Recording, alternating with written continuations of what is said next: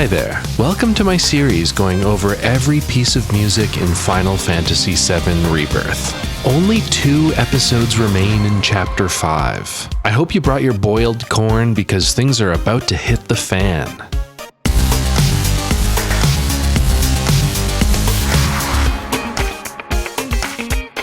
Following the presumed end of the Queen's Blood tournament, just as Captain Titov is getting ready to crown us the tournament victor, we are rudely interrupted.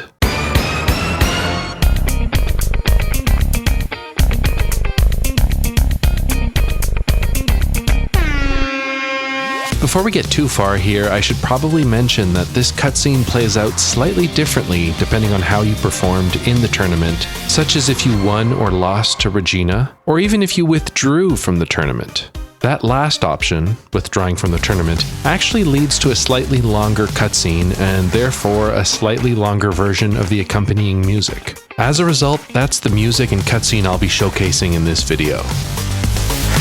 Okay. Goddamn, this is such a buck wild track, and I'm so happy we've finally gotten here. This is Red's Dance. 2 legs, nothing to it, and it was arranged by Mitsuto Suzuki and composed by Nobuo Uematsu and Mitsuto Suzuki. We open on Bad by Michael Jackson. And no, I'm not going to risk playing Bad. Demonetization is scary enough as it is. There's no way I'm going to risk even a millisecond of something from the King of Pop. But you know what that sounds like. It sounds like this track. 4 quick accented horn blasts, followed immediately by a 5-note bass line and some groovy hi-hats. It's absolutely a reference to Mike, made all the more obvious by Red literally doing several of MJ's iconic dance moves. Anyway, Sony didn't want to have to call up Sony to get the license for Bad, so instead of the Bad bass line, we get the even more appropriate one from FF7's It's Hard to Stand on Both Feet.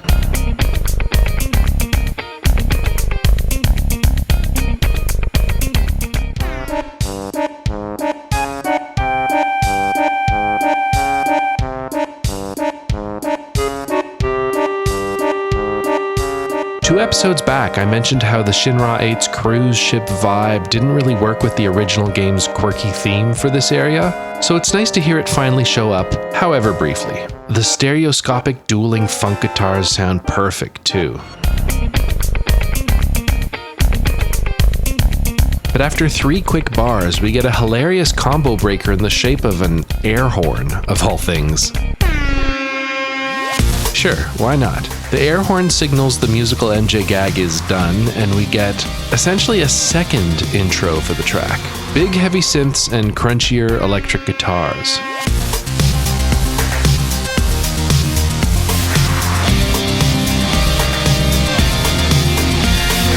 But turns out that's just another pump fake, as the song once again hits the brakes. This time with that iconic synth orchestra hit sound you've probably heard in a million 80s songs.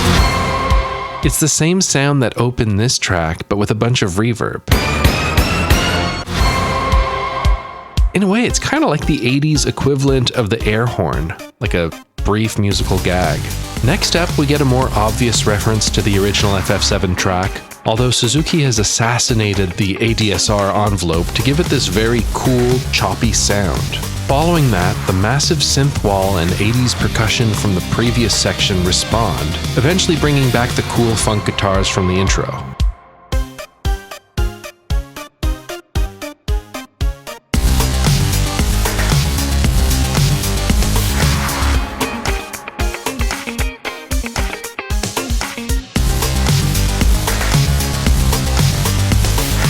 Although once again, for the 3rd time in less than a minute, the track fizzles out.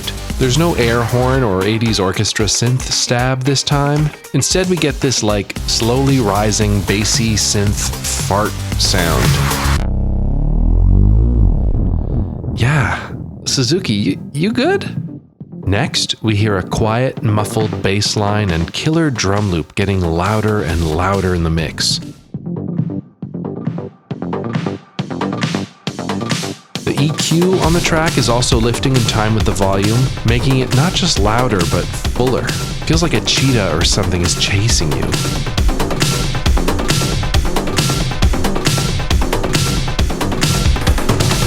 just some really good sound design. It's cool as hell. It builds and builds, and eventually those crunchy, fuzzy synth bass layers from before return. Although they're not playing the hard-to-stand bass line anymore. It's playing a new progression.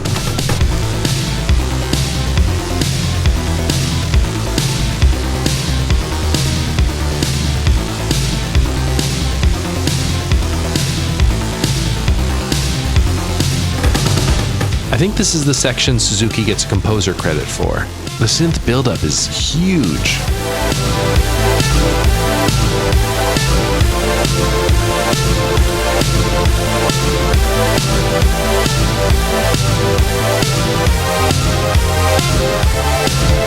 Were you starting to get comfortable? Yeah, we've got another pivot for you. Out of nowhere, the mix strips back and plays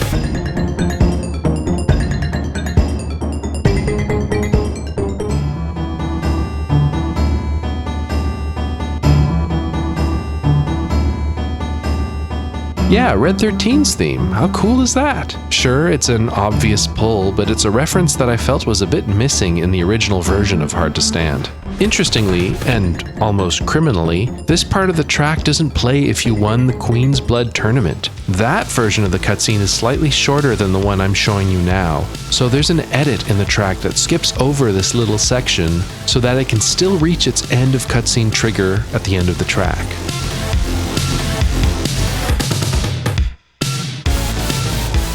Since I know everyone watching this video is a god gamer who won the QB tournament, you probably missed out on this cute little reference until the original soundtrack was released, right?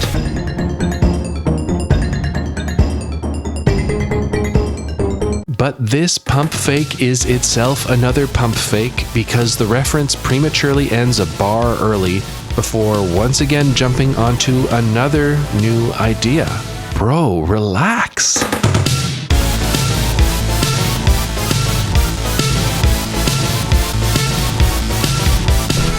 Yeah, I love this huge, choppy, ascending synth buildup. Goddamn Suzuki. What a king. A reminder that this is the Queen's Blood guy. This is the Stamp guy. This is the Frog guy.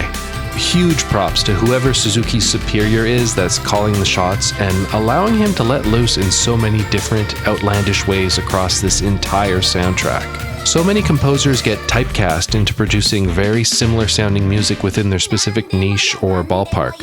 But Suzuki well, he sure is hard to typecast. Anyway, this is another massive build-up, and it sounds so good. It's such a dramatic hype-up, leading to the surprise final Queen's Blood match of the chapter.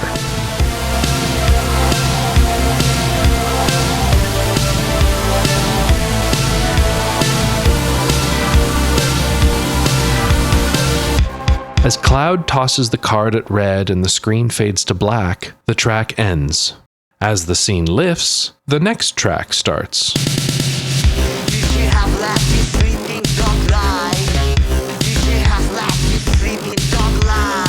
The "It's Hard to Stand on Both Feet" bass line returns, while a badass vocal layer repeats.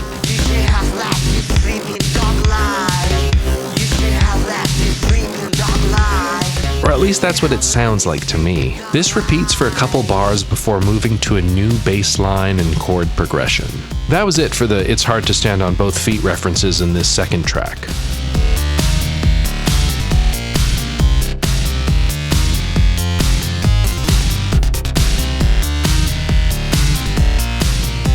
Big fat fuzzy synths and four-to-the-floor electronic drums eventually lead way to a new female vocal line, the track's chorus.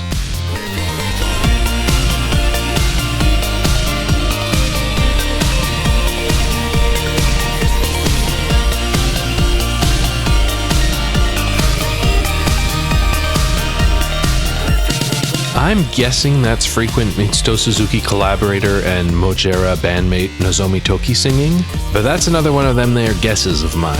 I can't say for sure. As is frequently the case, I can't quite make out what she's singing, although the track's Japanese title, Red Plays the Game, reveals the opening line at least.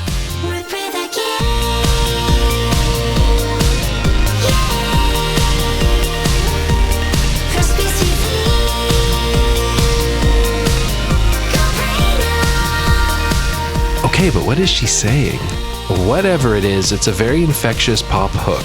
Speaking of pop, just like how the last track has a clear nod to MJ's Bad, Overfang seems to have its own nod to the big in Japan techno-pop hit Game by the band Perfume. Again, like with MJ, I'm not going to play it here, but if you give it a listen, you'll hear some very familiar electronic drum fills and similar fuzzy synth bass lines and a similar chorus revolving around the line. I hadn't heard this song before, so special thanks to FF7 Music on Twitter for pointing out the connection to me. Anyway, following the big chorus, we hear Red 13's leitmotif as Overfang's crunchy verse progression repeats.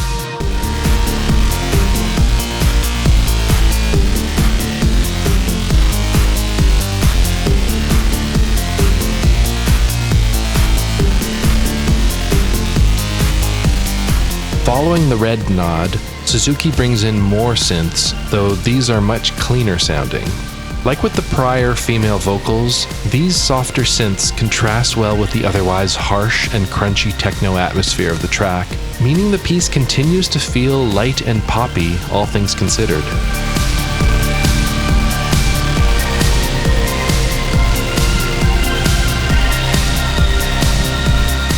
That then leads us into further new development, thanks to some distinct, echoey synth riffs over top a new, more tension-filled chord progression. Things are heating up.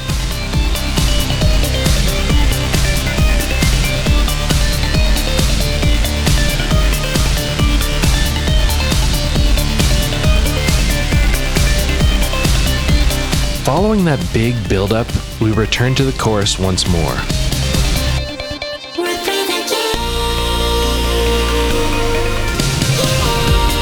It's got a bit more finality to it this time, thanks to some more spacious and satisfying chords than in the previous choruses.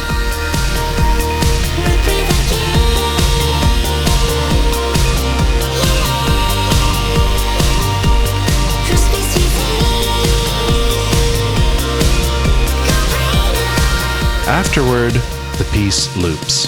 Phew! This is amazing stuff. Another glorious home run from Suzuki in a sea of Suzuki home runs. Personally, I tend to think of Red's Dance, i.e. the track from the previous cutscene, and Overfang, i.e. the QB match, as two parts of one larger, very impressive composition, but treating them as two discrete tracks is also fine. What is strange, however, is how the official soundtrack decided to divvy them up. For the FF7 Rebirth original soundtrack, Red's Dance and Overfang are two separate tracks. That makes sense, and it's the sole reason we know these tracks are called Red's Dance and Overfang. What, at first, makes less sense is where they divide the two tracks. According to the OST, Red's Dance doesn't end as Cloud tosses the QB card at the screen, and then the music fades out and the screen fades to black. No, apparently, that's not the end of Red's Dance. It keeps going, including the full 3 seconds of silence, followed by the drum roll and several bars of the "You should have let this sleeping dog lie" vocal intro. According to the OST, that's still Red's Dance. Overfang doesn't actually start until right here. Okay, but that's odd. If you felt compelled to separate the tracks, the black load screen between the cutscene and the QB match is musically the obvious spot to do so. It's where I divided them in this video. Looking for answers as to why they would do this, I took a look at the extracted audio files from the PC version, but that only made things messier. As I mentioned earlier, because there are multiple versions of this cutscene, there are several different audio files that might trigger. Some of the Red's Dance audio files include that Sleeping Dogs Lie outro sequence. Some didn't. But there's only one audio file for the actual card game, and that audio file is the entire Overfang track, obviously including the Sleeping Dogs Lie intro.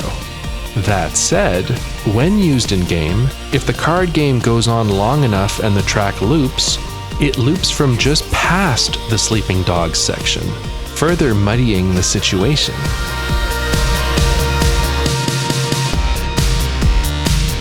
Although after the match, after the Queen's Blood victory music, Overfang restarts and once again includes the Sleeping Dog intro. To me, it seems very clear that the sleeping dog section is part of Overfang. So what's going on here? Why did the original soundtrack unnaturally put the Overfang intro in the Red's Dance outro? That's a real mystery. I wish I knew someone who could help me solve this mystery. Oh wait, of course!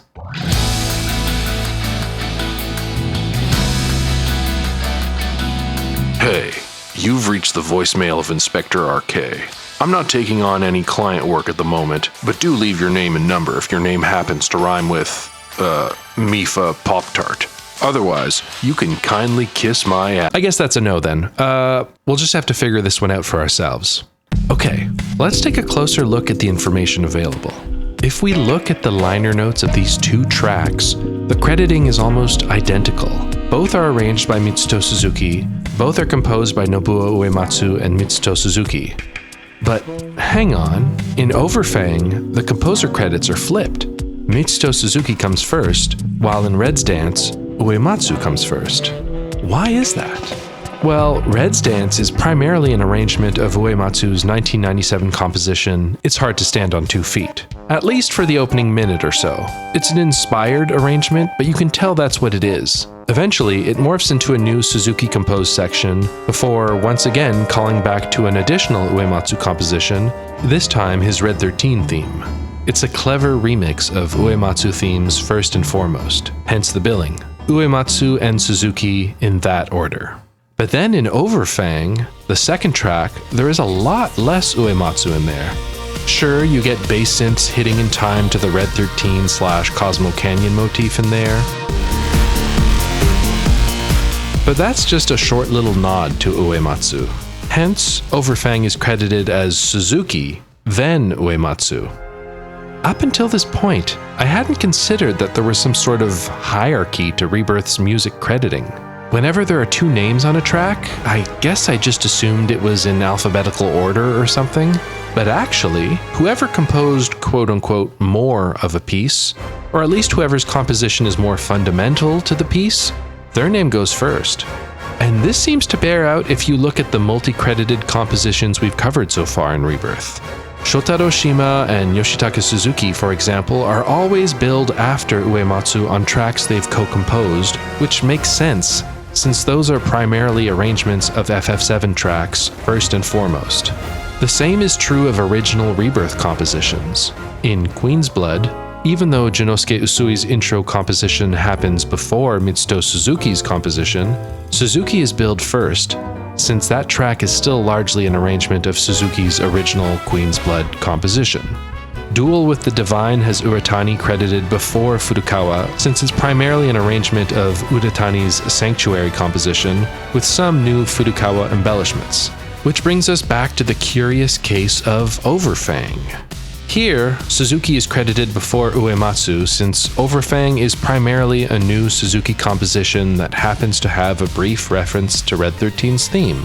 That is, unless you include the contentious Sleeping Dogs Lie intro, which, again, is just a clever arrangement of Uematsu's It's Hard to Stand on 2 Feet. If you include that section in Overfang, suddenly it becomes a bit less obvious if this is primarily an Uematsu remix first and foremost, or a Suzuki composition first and foremost. Certainly, if you awkwardly excise that It's Hard to Stand on 2 Feet reference from Overfang, it's much easier to conclude that Suzuki should be billed first. I made this. And so that's what they did. At least that's my conclusion as to why they did that. My follow-up question would then be, does having your name come first in the Rebirth credits have any ramifications beyond bragging rights for the composer? Do Rebirth composers have access to any royalties or residuals? I find that hard to imagine, but I suppose something like that is possible.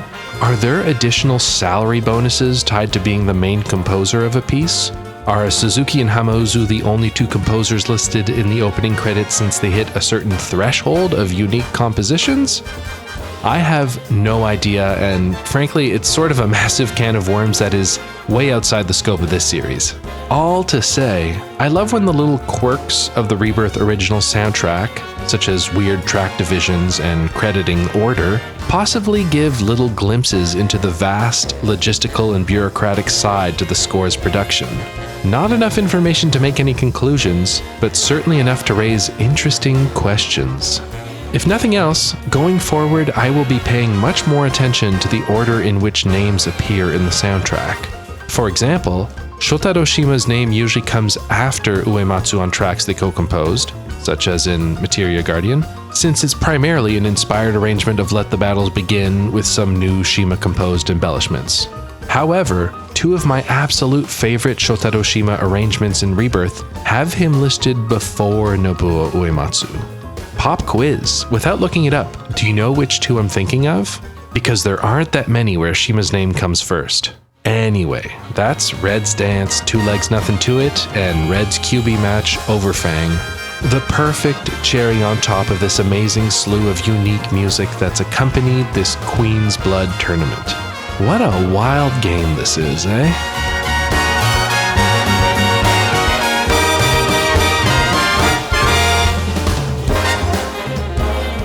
Following the tournament, it's time to crash for the night. Heading below deck, Cloud finds an empty hammock and catches a few Z's. Naturally, the classic resting music from FF7 returns.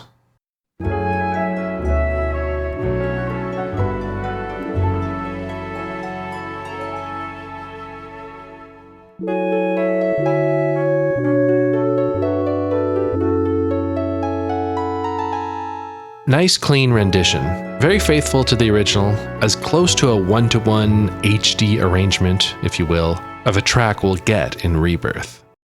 That night, Cloud is awakened by an alarm and announcement from Captain Titov about an emergency aboard the ship. As Cloud makes his way to the captain, a new moody piece begins.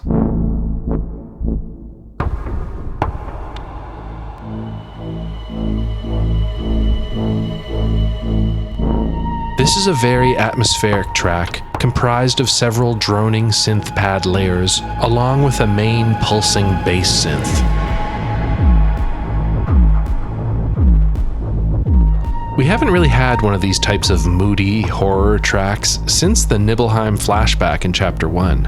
I'm guessing this one here is a Yoshinori Nakamura track, partially because the next two confirmed pieces are credited to him, but also because of the synth-heavy nature of the piece.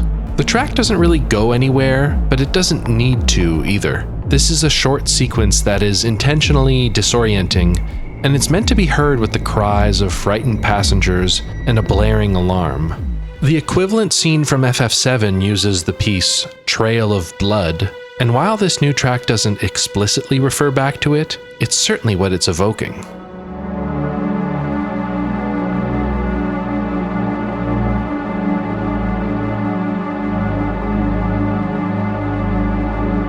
Not directly referencing the Trail of Blood melody does slightly feel like a missed opportunity to me, since that melody is almost identical to the It's Hard to Stand on Both Feet bass line.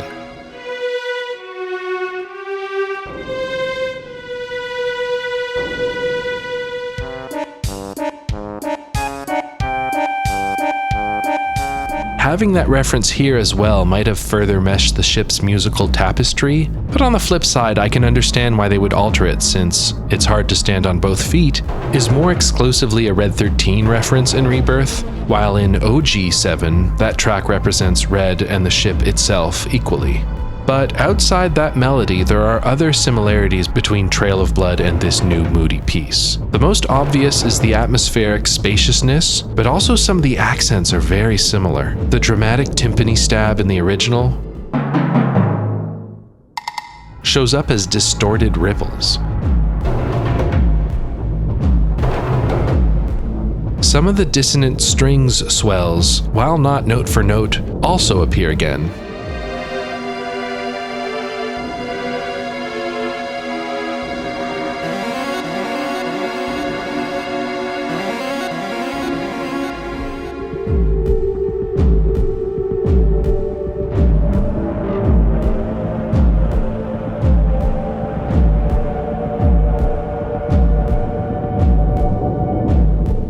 This inspired but still musically distinct approach to remaking an older piece of music is not how the 7 Remake series usually goes about things, but it reminds me a lot of Capcom's approach to their Resident Evil remakes. Ironically, those are relatively faithful from a plot and general level design standpoint, but the music is given a lot more leeway and room to be different. They generally evoke similar moods, but the remakes are not beholden to hitting all the same melody lines, and in fact often de-emphasizes melodies in the name of ramping up the general atmospheric tension. There's nothing wrong with that approach, and hearing something approaching that is pretty novel in Rebirth or Remake. Cool. Soon enough, we catch up to Captain Titov, who fills us in on the various monsters swarming the ship.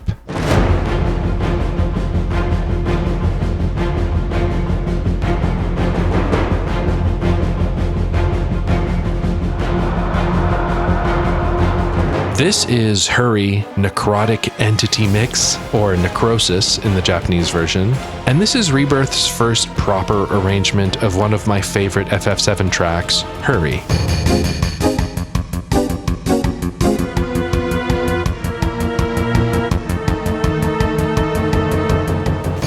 This isn't arranger Yoshinori Nakamura's first Hurry rodeo either. There are 4 versions of Hurry in FF7 Remake, all of which were arranged by Nakamura. As this new version's subtitle suggests, I think this is another case of a track that could be called more of a remix or rearrangement of a pre-existing remake one. For example, compare this early brass swell in Necrotic to the one in Remake's Thieving Shoat.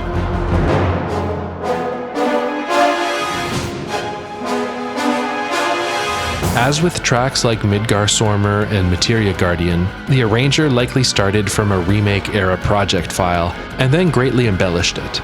Also, in all 3 cases, the arranger in question is able to put more of their own creative spin on it than in Remake. Yoshitaka Suzuki, Shotaro Shima, and now Yoshinori Nakamura all get opportunities for a co-composer credit, while in their Remake counterparts, the credit went exclusively to Uematsu. I really love this trend of these younger arrangers getting more and more creative freedom going from Remake to Rebirth, and I hope it continues in Part 3. Hopefully we'll see these composers' names not just next to Uematsu's, but more and more cases of their names even coming first. Okay, but back to this arrangement of Hurry. Unlike the Remake-era ones, I think this one gets a bit closer to evoking the urgency of the original. We get that cool, fast-action percussive synth that was missing in Remake.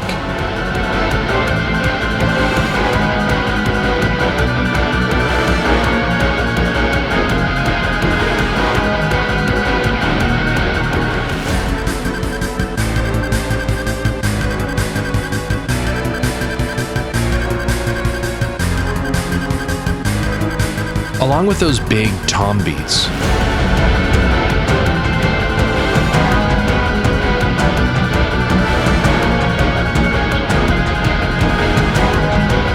Sounds awesome.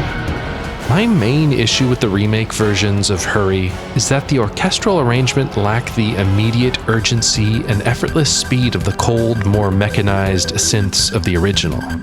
To me, Hurry works so well as this very cyberpunk piece of music, a genre fundamental to the early hours of FF7, i.e. the events of Remake. I feel like Remake could have benefited more from a cool, pristine synth arrangement of Hurry than the various orchestral versions it got. And while I think this Necrotic mix is equally pretty far from the original's cold, hackery feel, I think the direction Nakamura has taken this version works extremely well. The underlying orchestral arrangement from Remake is still there, but the previously mentioned more accurate percussive sections and also a new chugging heavy electric guitar gives the piece much more character.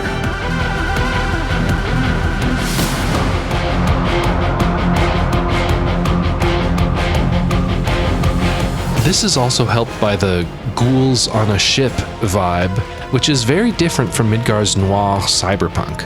As such, Nakamura leans into the spooky vibes. Like with all Rebirth tracks stemmed from Remake ones, the beginning is fairly similar to the one in Remake, but after a specific trigger, the piece becomes more of its own, and in Necrotic's case, that means it becomes more haunting and dissonant. The track loops the more familiar intro until you've cleared all the enemies outside and the first wave of enemies below deck. Once that wave is done, we switch to a percussion-only arrangement of the track.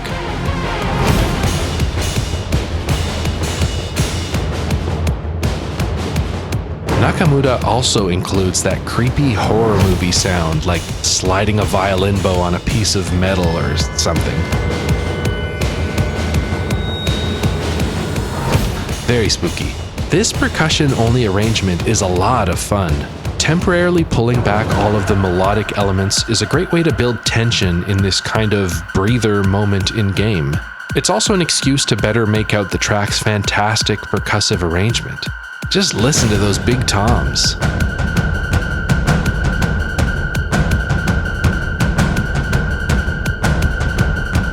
Side note, if this type of sort of spooky, droning, atonal, percussion-led music tickles you in a funny way, might I recommend the game Thumper? That game's score is like this percussive-only section of Hurry, but stretched out across an entire soundtrack, and it rules. Anyway, upon reaching the next cutscene, all of the melodic elements from before fade back in.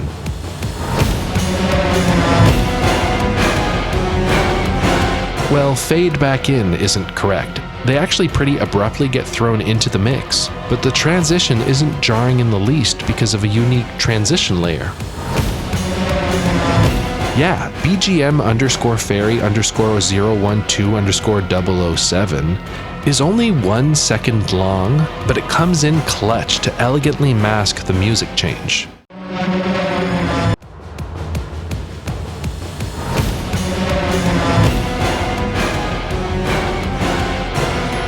So the melodic instruments are all back, except now everything sounds positively horrific.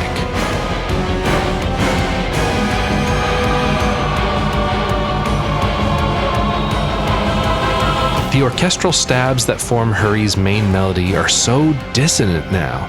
It's so odd sounding, it's almost veering into that classic 80s orchestra synth stab sound that Suzuki briefly used in Red's Dance. It's way more than that though. We've got creepy voices, detuned pianos, pinch harmonics on the guitars, and most of the old melodies are taken out or severely transformed.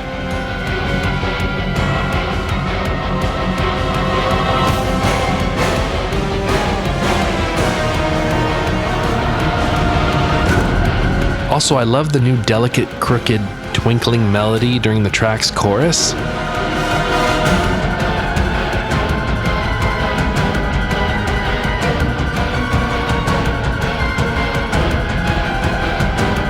It's safe to say that at this point, the Necrotic mix has fully necrotized, and it is amazing. It's funny how this version of Hurry solves all my issues with the remake versions, not by giving me what I wanted, i.e. no orchestra, just cold mechanical synths, and instead doubles down on its organic, real qualities, such as the drunken orchestra, the bowed metal, the out-of-tune pianos. It ends up being a very human, or at least undead, version of the theme, something I never knew I needed. Landing the finishing blow on the necrotic entity causes the track to shift to a unique outro accompanying the cutscene. We once again draw a clear parallel to FF7's Trail of Blood with brief timpani and descending, ominous strings that close out the track.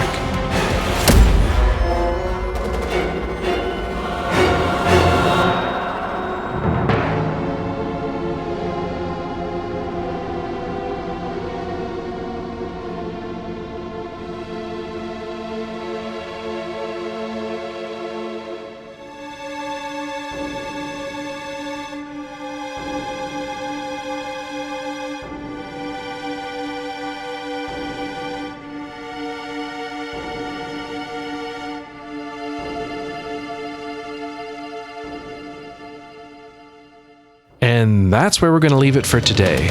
We have only one episode left in Chapter 5. Before we can get to that, I now want your choice for best piece of music from Chapter 1 of Rebirth. And for simplicity's sake, I'm including the Zack interlude from the very, very beginning of the game. Yes, I know that's technically not Chapter 1, but bear with me. So yes, any music from the first 5 episodes of my Rebirth series are eligible. For me, this is a tough one. I'm gonna have to think about this one for a bit. So definitely leave your pick in the comments. If you are watching this after the next video, part 25 has come out, I'm sorry you missed the cutoff, but by all means, please leave your pick. One thing I've always loved about this series is that the comment sections for every single episode is full of fun little anecdotes and factoids about the music, which makes for a fun reading after you've finished an episode. Whenever new comments come in on the older videos, I always get excited. In the next episode, after we've tackled the end of Chapter 5 and everything that entails, there's going to be a very special awards show where I'll go over everyone's picks, so please stay tuned. Oh, and please, wear your Sunday best because this is going to be a classy affair. Another thing that makes the next episode special is that 25 episodes is quite a milestone. That's like a quarter century. Wow. Many thanks to everyone in the lively comment section, everyone leaving likes, everyone sharing the videos, and last but certainly not least, everyone financially making this series a reality. The folks leaving super thanks and joining the Patreon are the reason this series can persist, even with the hyper niche view counts they typically get. I'm very grateful. I'm also very much looking forward to showing off my next big non-Rebirth music analysis video. I'll have more to say about that soon. Okay, so leave your Chapter 1 picks in the comments and I'll catch you all in part 25. Until then, take care.